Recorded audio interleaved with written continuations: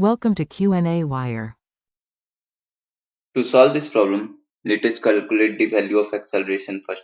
So I will use the formula d is equal to v naught t plus half at square. Now the next expression will become d is equal to 0 plus 1 by 2 at square.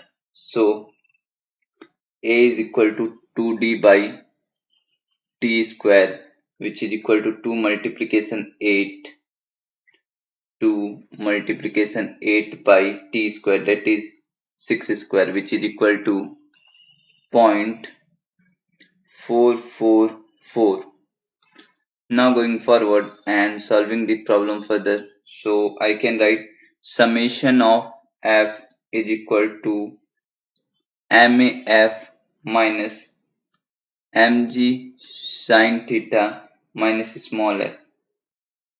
So on simplifying it further, it will be equal to MAF minus mg sin theta minus mu kn, which is equal to, so this value is equal to MA, this value is equal to MA. Note that n is the normal force. Now you can write the next expression as or F minus mg sin theta minus mu k mg cos theta is equal to MA. Now you can write the value of F as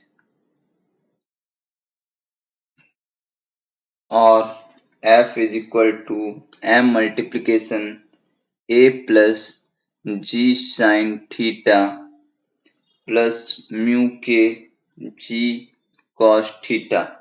So this value will be equal to M. The value of M is given as 5 kg multiplication A. A is 0.444 plus 9.8 multiplication sine 30 degree plus mu k.